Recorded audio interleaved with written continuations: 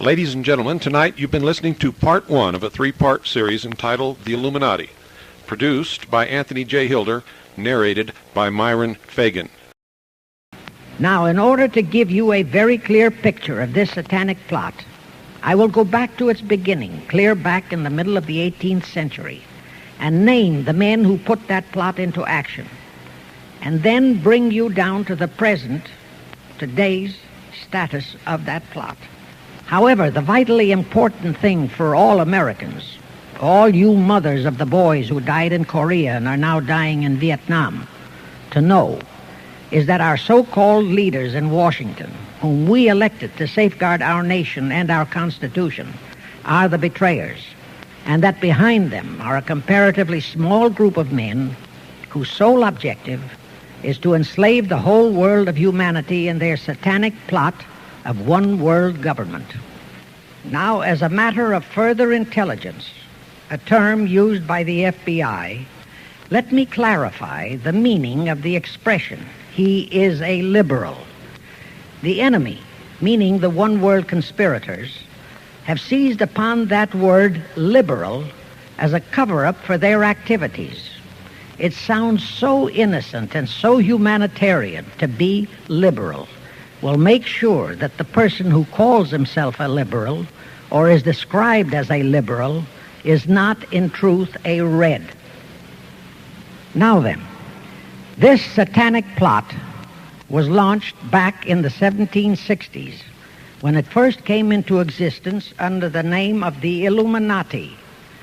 This Illuminati was organized by one Adam Weishaupt, born a Jew, who was converted to Catholicism and became a Catholic priest, and then, at the behest of the then newly organized House of Rothschild, defected and organized the Illuminati. Naturally, the Rothschilds financed that operation. And every war since then, beginning with the French Revolution, has been promoted by the Illuminati operating under various names and guises.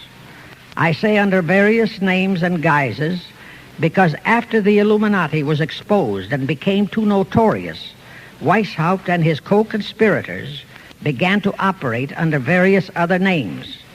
In the United States, immediately after World War I, they set up what they called the Council on Foreign Relations, commonly referred to as the CFR.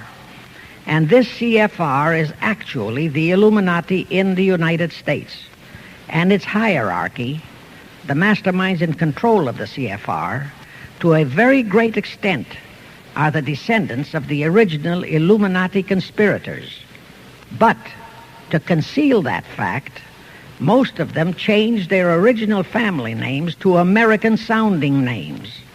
For example, the true name of the Dillons, Clarence and Douglas Dillon, once Secretary of the U.S. Treasury Department, is Lepowski. I'll come back to all this later. There is a similar establishment of the Illuminati in England, operating under the name of the British Institute of International Affairs. There are similar secret Illuminati organizations in France, Germany, and other nations operating under different names. And all these organizations, including the CFR, continuously set up numerous subsidiary or front organizations that are infiltrated into every phase of the various nations' affairs. But at all times, the operations of these organizations were and are masterminded and controlled by the internationalist bankers, who in turn were and are controlled by the Rothschilds. The details of how they accomplished the setting up of the CFR in the United States, as also in the other nations, are far too voluminous to be described in this dissertation. But you can find it complete in News Bulletin number 122, entitled UN is Spawn of the Illuminati, and News Bulletin number 123, entitled CFR Completely Unmasked as Illuminati. Both are published by the Cinema Educational Guild, Post Office Box 46205, Hollywood, California. You can get them for 50 cents per copy by writing to that address. Those news bulletins revealed the names of the original founders of the Illuminati and the Americanized names of their descendants in the present CFR. Now I'll go back to the activities of the original Illuminati conspirators. As revealed in News Bulletin number 122, one branch of the Rothschild family had financed Napoleon. Another branch of the Rothschilds, both branches the real masterminds of the Illuminati, financed Britain, Germany, and the other nations in the Napoleonic Wars. Immediately after the Napoleonic Wars, the Illuminati assumed that all the nations were so destitute and so weary of wars that they'd be glad for any solution. So the Rothschild stooges set up what they called the Congress in Vienna, and at that meeting they tried to create the first League of Nations, their first attempted one-world government, on the theory that all the crowned heads of the European governments were so deeply in debt to them that they would, willingly or unwillingly, serve as their stooges. But the Tsar of Russia caught the stench of the plot and completely torpedoed it. The enraged Nathan Rothschild, then the head of that dynasty, vowed that someday he or his descendants would destroy the Tsar and his entire family. And his descendants did accomplish that very threat in 1917. At this point, bear in mind that the Illuminati was not set up to operate on a short-range basis. Normally, a conspirator of any type enters into a conspiracy with the expectation of achieving his objective during his own lifetime. But that was not the case with the Illuminati. True, they hoped to accomplish their objective during their lifetime. But, paraphrasing The Show Must Go On, the Illuminati operates on the very long-range basis. Whether it will take scores of years or even centuries, they have dedicated their descendants to keep the plot boiling until they hope the conspiracy is achieved. Now let's go back to the birth of the Illuminati. Adam Weishaupt was a Jesuit-trained professor of canon law, teaching in Ingolstadt University when he defected from Christianity to embrace the Luciferian conspiracy. It was in 1770 that the professional moneylenders, the then recently organized House of Rothschild, retained him to revise and modernize the age-old protocols of Zionism, which from the outset was designed to give the Synagogue of Satan, so named by Jesus Christ, ultimate world domination, so they could impose the Luciferian ideology upon what would remain of the human race after the final social cataclysm by use of satanic despotism. Weishaupt completed his task May 1st, 1776. Now you know why May 1 is the great day with all communist nations to this very day. That was the day, May 1, 1776, that Weishaupt completed his plan and officially organized the Illuminati to put the plan into execution. That plan required the destruction of all existing governments and religions. That objective was to be reached by dividing the masses of people whom he, Weishaupt, termed Goyim, or human cattle, into opposing camps in ever-increasing numbers on political, social, economic, and other issues, the very conditions we have in our country today. The opposing sides were then to be armed and incidents provided which would cause them to fight and weaken themselves and gradually destroy national governments and religious institutions. Again, I say, the very conditions in the world today. And at this point, let me stress a prime feature of the Illuminati plans. When and if their blueprint for world control, the protocols of the elders of Zion, is discovered and exposed, they would wipe all the Jews off the face of the earth in order to divert suspicions from themselves.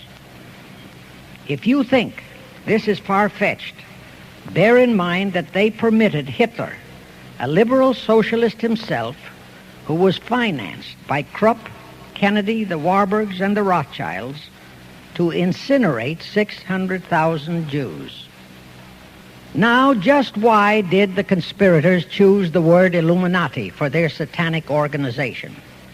Weishaupt himself said that the word is derived from Lucifer and means holders of the light, using the lie that his objective was to bring about a one-world government to enable those with mental ability to govern the world and prevent all wars in the future. In short, using the word peace on earth as his bait, exactly as that same bait, peace, was used by the 1945 conspirators to foist the United Nations on us. Weishaupt, financed, I repeat, by the Rothschilds, recruited some 2,000 paid followers.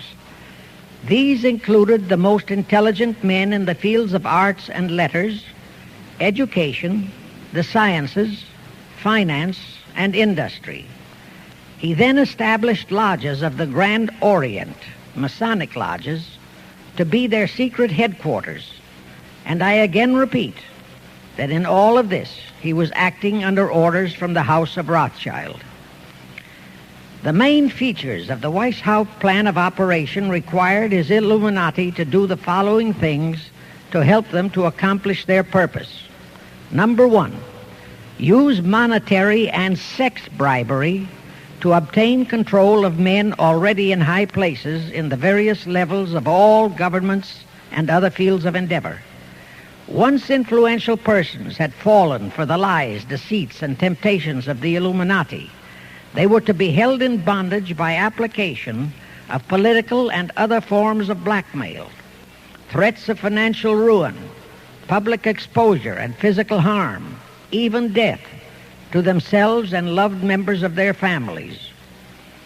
Do you realize how many present top officials in our federal government in Washington are controlled in just that way by the CFR? Do you realize how many homosexuals in our State Department, the Pentagon, all federal agencies, even in the White House, are controlled that way? Number two, Illuminati on the faculties of colleges and universities were to cultivate students possessing exceptional mental ability, belonging to well-bred families with international leanings, and recommend them for special training in internationalism. Such training was to be provided by granting scholarships to those selected by the Illuminists. That gives you an idea what a Rhodes Scholarship means. It means indoctrination into accepting the idea that only a one-world government can put an end to recurring wars and strife. That's how the United Nations was sold to the American people. One of the most notable Rhodes Scholars we have in our country is Senator William J. Fulbright, sometimes referred to as Half-Bright. His entire voting record spells Illuminati. All such scholars were to be first persuaded and then convinced that men of special talent and brains have the right to rule those less gifted on the ground that the masses don't know what is best for them physically, mentally, and spiritually. In addition to the Rhodes and similar scholarships, today there are 3 special Illuminati schools located in Gordonstown in Scotland, Salem in Germany, and Anavrita in Greece. These 3 are known ones, but there are others that are kept undercover.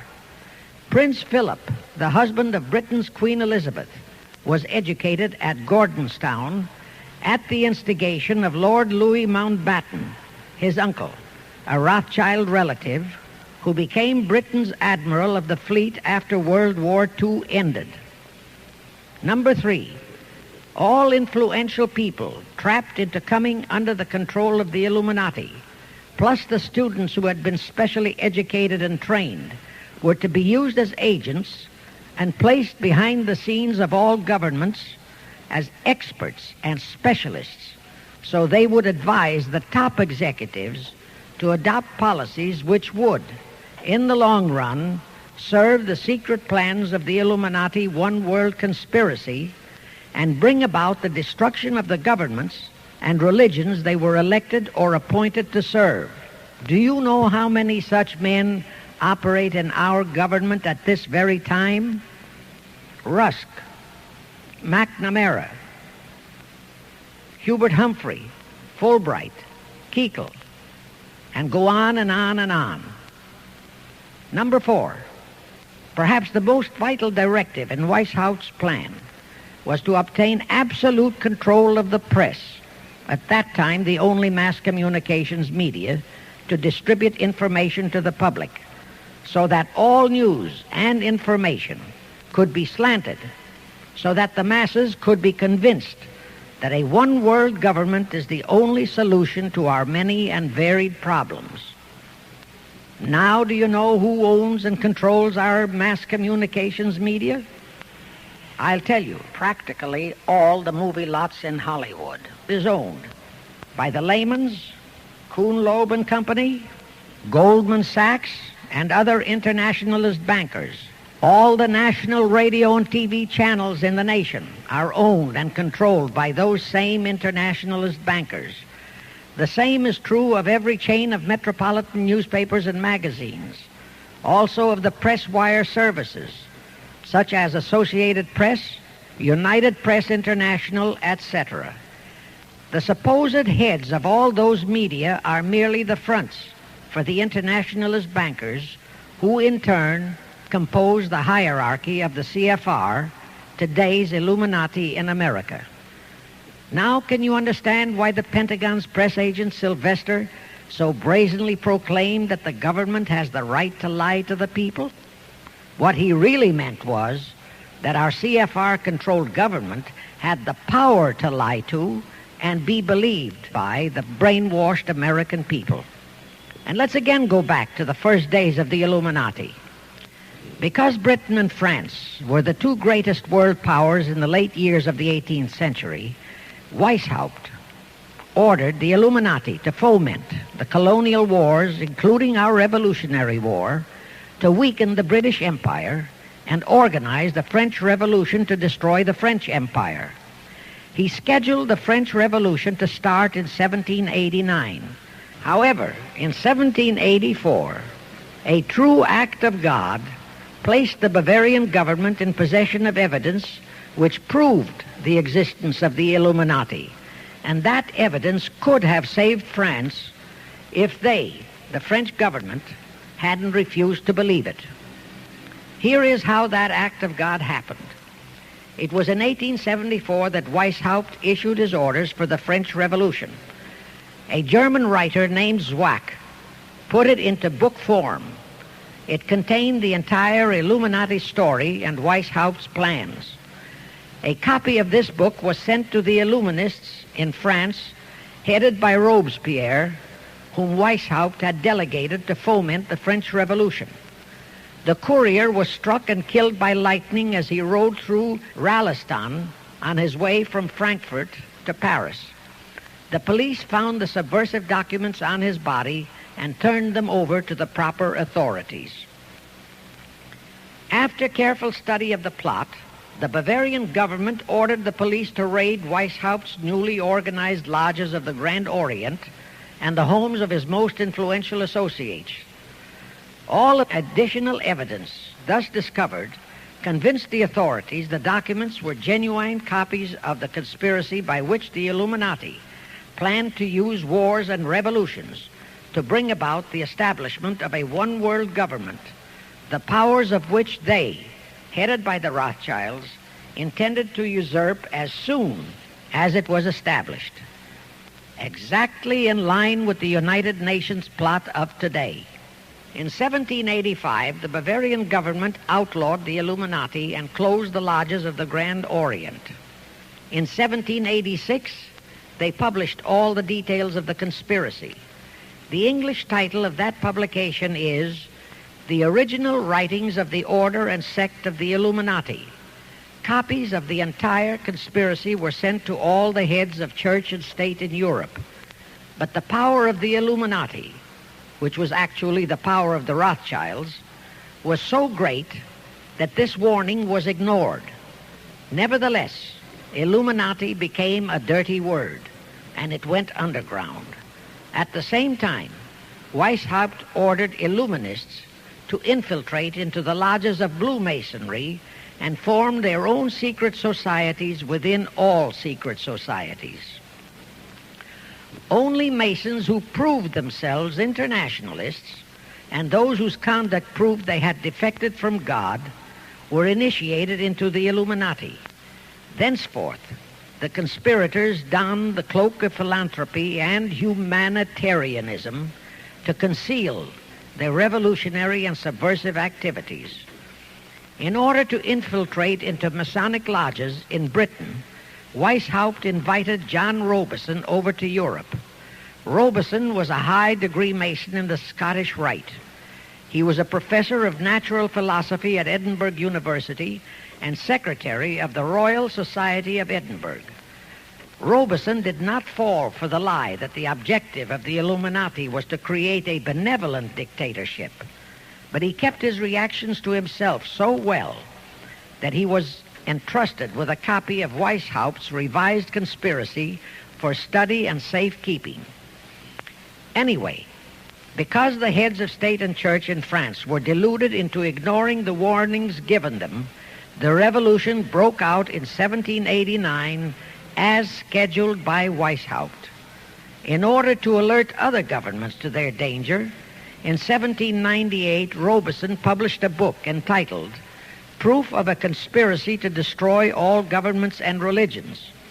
But his warnings were ignored, exactly as our American people have been ignoring all warnings about the United Nations and the Council on Foreign Relations, the CFR. Now here is something that will stun and very likely outrage many who hear this. But there is documentary proof that our own Thomas Jefferson and Alexander Hamilton became students of Weishaupt's.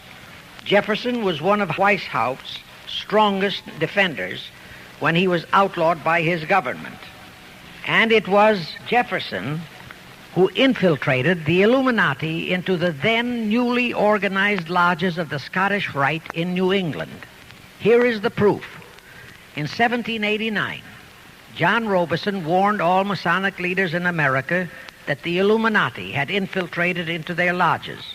And on July 19, 1789, David Papin, president of Harvard University, issued the same warning to the graduating class and lectured them on the influence Illuminism was acquiring on American politics and religion.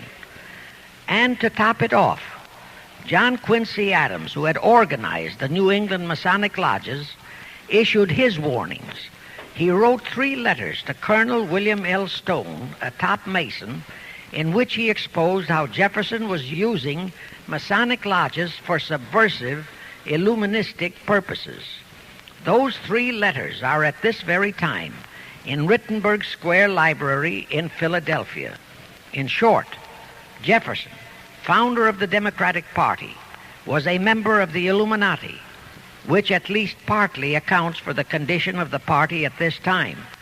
And through infiltrations of the Republican Party, we have exactly nothing of loyal Americanism today.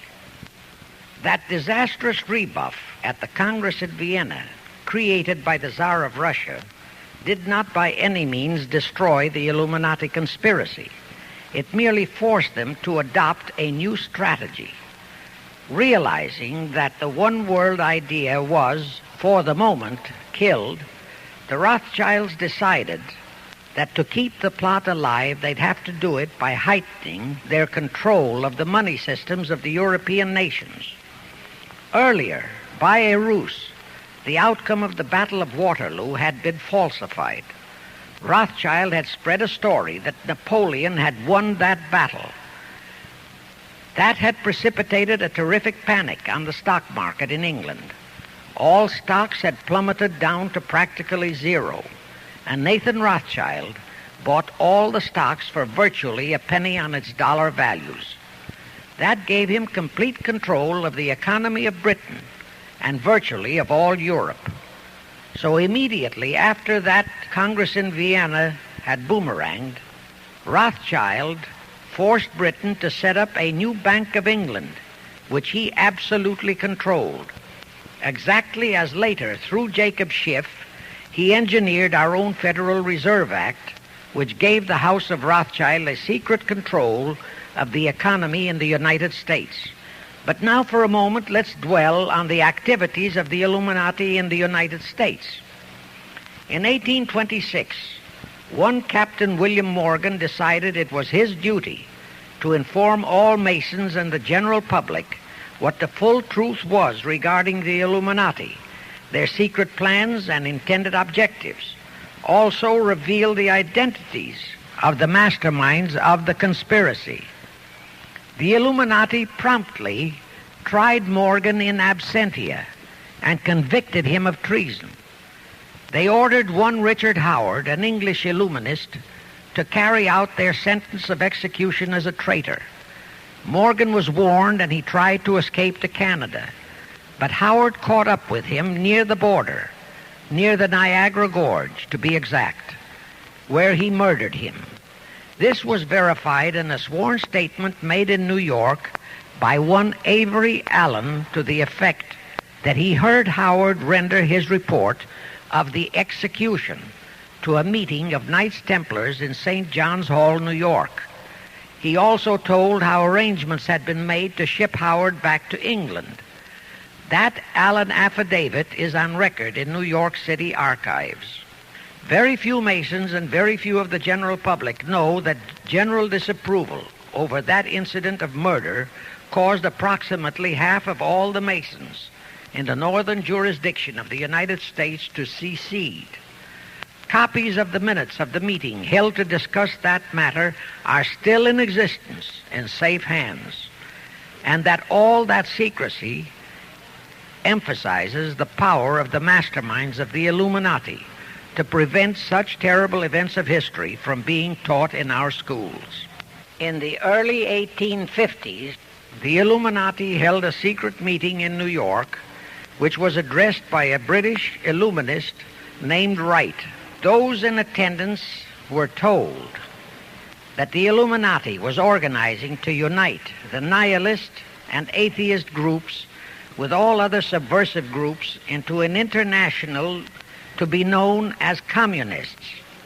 That was when the word communist first came into being, and it was intended to be the supreme weapon and scare word to terrify the whole world and drive the terrorized peoples into the Illuminati one world scheme. This scheme, communism, was to be used to enable the Illuminati to foment future wars and revolutions. Clinton Roosevelt, a direct ancestor of Franklin Roosevelt, Horace Greeley and Charles Dana, foremost newspaper publishers of that time, were appointed to head a committee to raise funds for the new venture. Of course, most of the funds were provided by the Rothschilds. And this fund was used to finance Karl Marx and Engels when they wrote Das Kapital and the Communist Manifesto in Soho, England. And this clearly reveals that communism is not a so-called ideology, but a secret weapon, a bogeyman word to serve the purpose of the Illuminati. Weishaupt died in 1830, but prior to his death he prepared a revised version of the age-old conspiracy, the Illuminati, which under various aliases was to organize, finance, direct, and control all international organizations and groups by working their agents into executive positions at the top. In the United States, we have Woodrow Wilson, Franklin Roosevelt, Jack Kennedy, Johnson, Rusk, McNamara, Fulbright, etc. as prime examples. In addition, while Karl Marx was writing the Communist Manifesto under the direction of one group of Illuminists, Professor Karl Ritter of Frankfurt University was writing the antithesis under direction of another group. The idea was that those who direct the overall conspiracy could use the differences in those two so-called ideologies to enable them to divide larger and larger members of the human race into opposing camps so that they could be armed and then brainwashed into fighting and destroying each other, and particularly to destroy all political and religious institutions. The work Ritter started was continued after his death and completed by the German so-called philosopher Friedrich Wilhelm Nietzsche, who founded Nietzscheism. This Nietzscheism was later developed into fascism and then into Nazism, and was used to foment World Wars I and II. In 1834, the Italian revolutionary leader Giuseppe Mazzini was selected by the Illuminati to direct their revolutionary program throughout the world. He served in that capacity until he died in 1872. But some years before he died, Mazzini had enticed an American general named Albert Pike into the Illuminati. Pike was fascinated by the idea of a one-world government, and ultimately he became the head of this Luciferian conspiracy. Between 1859 and 1871, Pike, worked out a military blueprint for 3 world wars and various revolutions throughout the world, which he considered would forward the conspiracy to its final stage in the 20th century. Again, I remind that these conspirators were never concerned with immediate success. They always operated on a long-range view. Pike did most of his work in his home in Little Rock, Arkansas. But a few years later, when the Illuminati's lodges of the Grand Orient became suspect and repudiated because of Mazzini's revolutionary activities in Europe, Pike organized what he called the New and Reformed Palladian Rite. He set up 3 supreme councils, one in Charleston, South Carolina, one in Rome, Italy, and the 3rd in Berlin, Germany. He had Mazzini establish 23 subordinate councils in strategic locations throughout the world. These have been the secret headquarters of the world revolutionary movement ever since. Long before Marconi invented radio, the scientists in the Illuminati had found the means for Pike and the heads of his councils to communicate secretly. It was the discovery of that secret that enabled intelligence officers to understand how apparently unrelated incidents, one such as the assassination of an Austrian prince at Sarajevo, took place simultaneously throughout the world, which developed into a war or a revolution. Pike's plan was as simple as it has proved effective. It called for communism, Nazism, political Zionism, and other international movements be organized and used to foment 3 global world wars and at least 2 major revolutions. The First World War was to be fought so as to enable the Illuminati to destroy Tsarism in Russia, as vowed by Rothschild after the Tsar had torpedoed his scheme at the Congress in Vienna, and to transform Russia into a stronghold of atheistic communism. The differences stirred up by agents of the Illuminati between the British and German empires were to be used to foment this war. After the war would be ended, communism was to be built up and used to destroy other governments and weaken religions.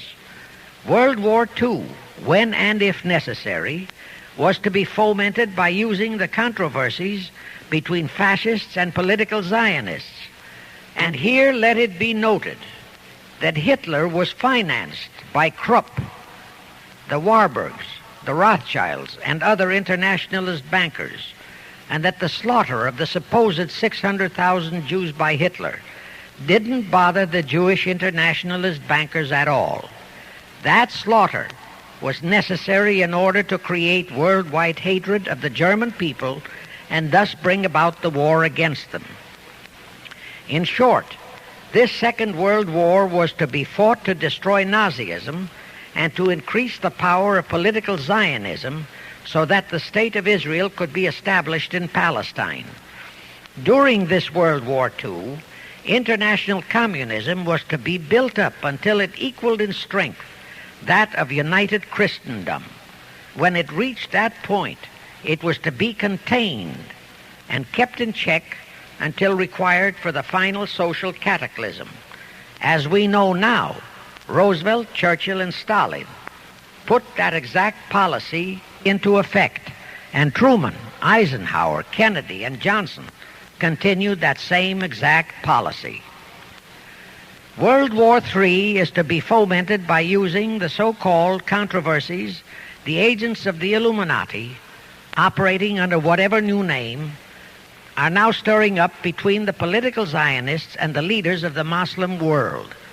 That war is to be directed in such a manner that all of Islam and political Zionism, Israel, will destroy each other, while at the same time the remaining nations, once more divided on this issue, will be forced to fight themselves into a state of complete exhaustion, physically, mentally, spiritually, and economically.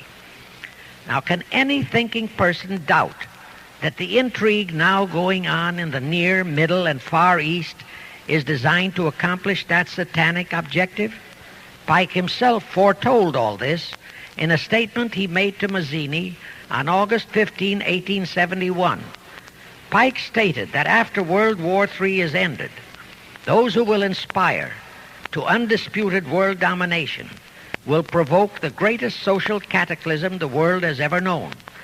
Quoting his own words, taken from the letter he wrote to Mazzini, and which letter is now catalogued in the British Museum in London, England, he said, "We shall unleash the nihilists and the atheists, and we shall provoke a great social cataclysm which in all its horror will show clearly to all nations the effect of absolute atheism, the origin of savagery and of most bloody turmoil. Then everywhere the people forced to defend themselves against the world minority of revolutionaries will exterminate those destroyers of civilization, and the multitudes disillusioned with Christianity, whose deistic spirits will be from that moment on without direction and leadership, and anxious for an ideal but without knowledge where to send its adoration, will receive the true light through the universal manifestation of the pure doctrine of Lucifer, brought finally out into public view, a manifestation which will result from a general reactionary movement which will follow the destruction of Christianity and atheism, both conquered and exterminated at the same time." When Mazzini died in 1872, Pike made another Italian revolutionary leader named Adrian Lemmy his successor. Lemmy, in turn, was succeeded by Lenin and Trotsky, then by Stalin. The revolutionary activities of all those men were financed by British, French, German, and American international bankers, all of them dominated by the House of Rothschild. We are supposed to believe that the international bankers of today, like the money changers of Christ's day, are only the tools or agents of the great conspiracy, but actually they are the masterminds behind all of it. While the general public has been brainwashed by all the mass communications media into believing that communism is a movement of the so-called workers, the actual fact is that both British and American intelligence officers have authentic documentary evidence that international liberals operating through their international banking houses, particularly the House of Rothschild, have financed both sides in every war and revolution since 1776.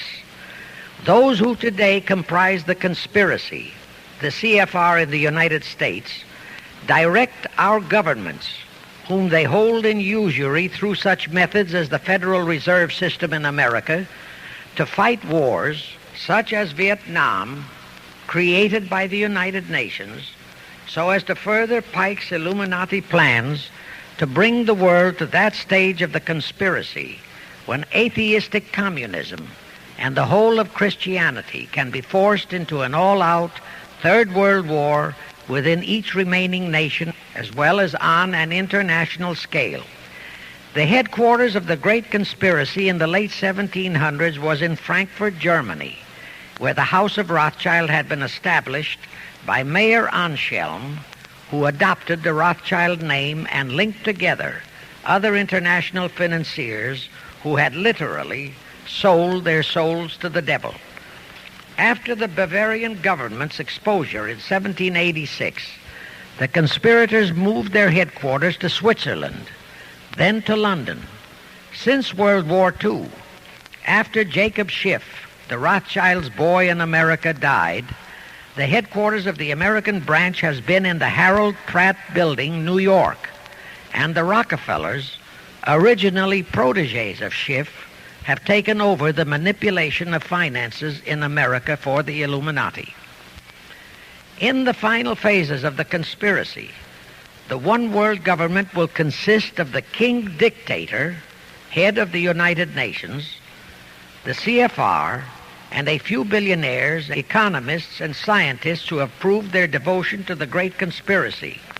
All others are to be integrated into a vast conglomeration of mongrelized humanity, actually slaves. Now let me show you how our federal government and the American people have been sucked into the one world takeover plot of the Illuminati Great Conspiracy. And always bear in mind that the United Nations was created to become the housing for that one world so-called liberal conspiracy.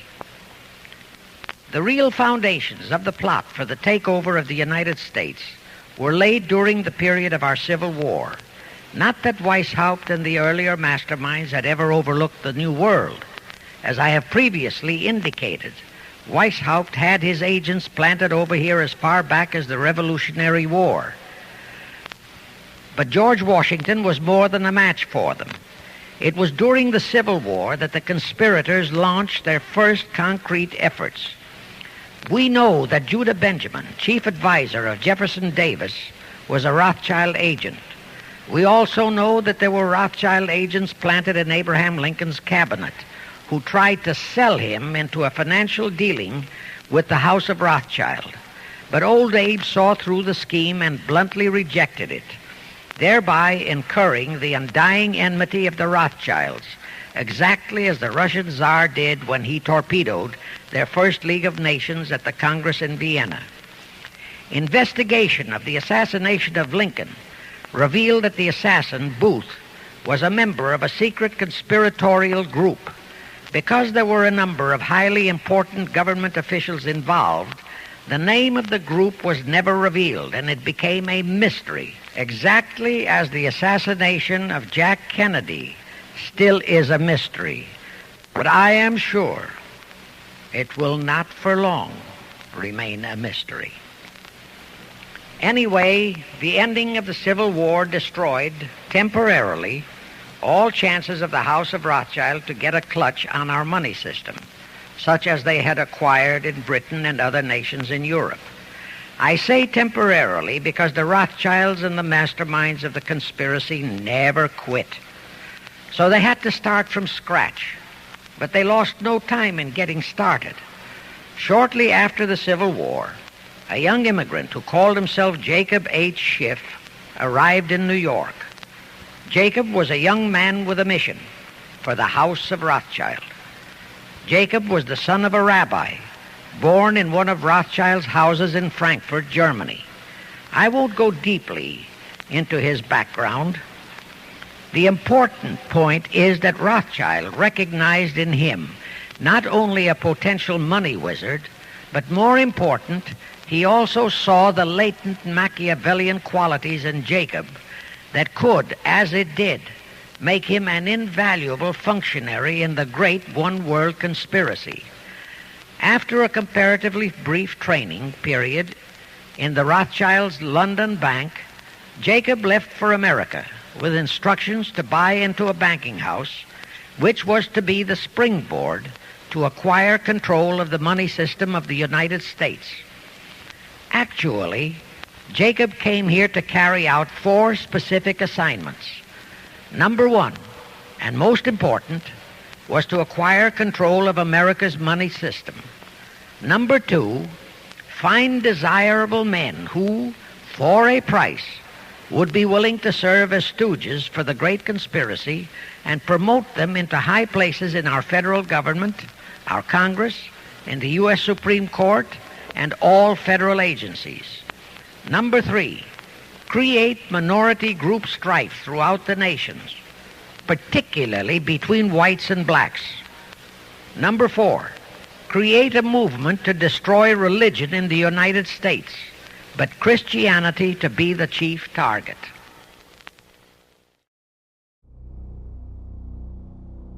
Because after the Illuminati was exposed and became too notorious, Weishaupt and his co-conspirators began to operate under various other names. You were both in Skull and Bones, the secret society. It's so secret we can't talk about it. What does that mean for America? The conspiracy theorists are going to go wild. I'm sure they are. I don't know. I haven't seen the website. Number 322?